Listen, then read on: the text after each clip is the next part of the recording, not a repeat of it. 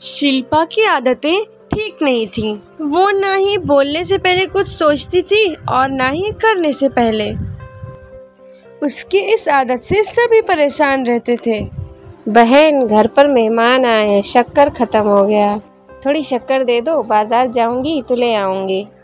अरे शिखा बहन, तुम तो माफी करें, जब देखो तुम्हारे घर में कुछ ना कुछ खत्म ही रहता है। अरे शिल्पा बहन, चिल्ला क्यों रही हो? कहा ना घर में मेहमान बैठे हैं, सुन लेंगे। अरे सुन लेंगे तो सुन ले, तुम लोगों की मांगने वाली आदत तो बंद होगी। अच्छा शिल्पा, ना दो शक्कर, लेकिन बात तो अच्छे से करो। एक कटोरी शक्कर के लिए तुमने तो मेरी बड़ी बेइज्जती कर दी। इतना बोलकर शिल्पा अंदर चली जाती है तो शिखा भी घर चली जाती है। माँ, क्या हुआ? अरे कुछ नहीं बेटा, पता नहीं कहाँ से ऐसे पड़ोसी आ जाते हैं, जब देखो कुछ न कुछ मांगने के लिए घंटी बजाते हैं। अब घंटी बजे तो दरवाजा नहीं खोलना। पता नहीं माँ की ये आदत कब बदलेगी, किसी को कुछ भी बोल देती हैं, बोलने से पहले सोचती भी नहीं। पता नहीं क्या होगा। शिल्पा की ये आदत दिन ब दिन बढ़ती ही जा रही थी। एक दिन शिल्पा के दरवाजे सब्जी वाला आता है। सुनो भैया, मुझे ये भिंडी, टिंडे, लौकी और आलू के साथ 1 किलो प्याज भी दे दो।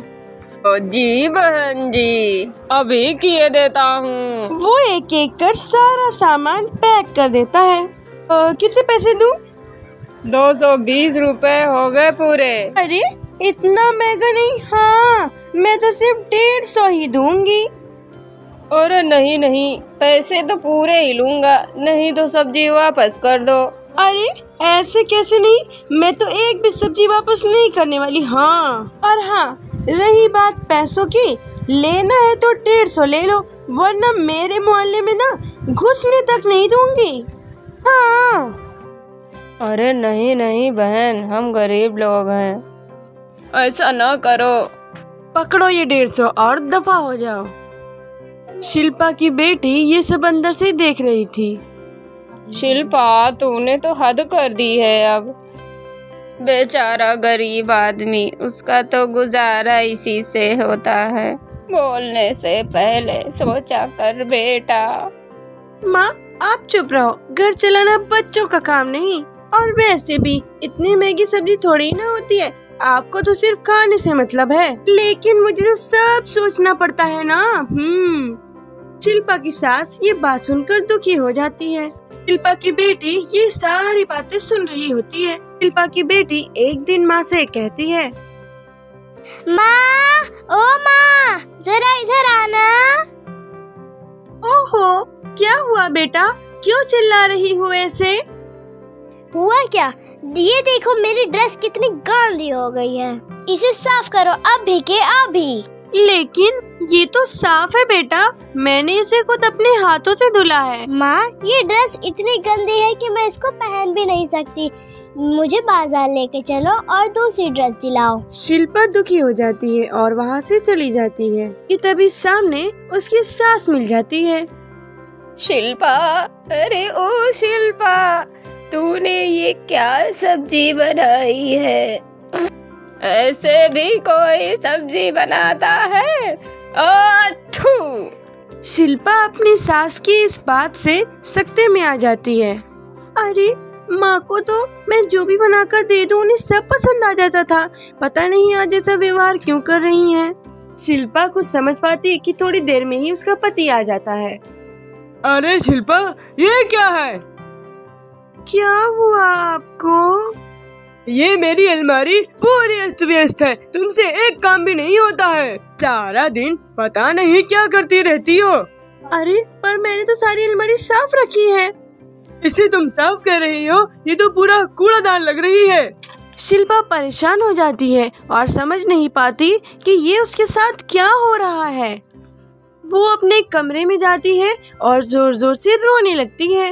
अभी वहाँ पे उसकी सास, बेटी, पति मतलब सारे घर वाले आ जाते हैं। शिल्पा उन लोगों को देखकर और जोर जोर से रोने लगती है।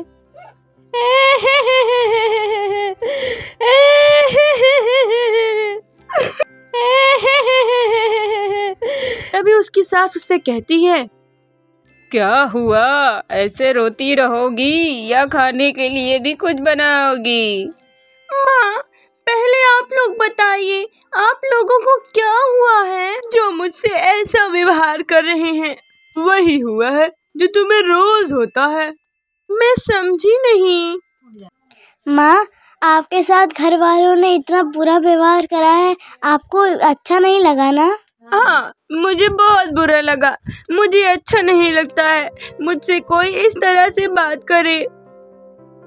सही कहा शिल्पा, जो चीज तुम्हें खुद के लिए अच्छी नहीं लगती वही दूसरों के लिए भी होनी चाहिए ना।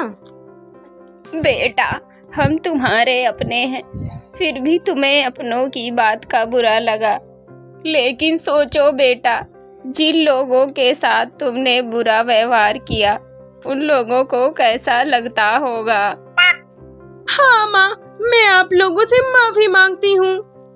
मुझे कड़वा नहीं बोलना चाहिए। मैं आपकी हूँ, इसलिए मुझे आपने सुधरने का वक्त दिया।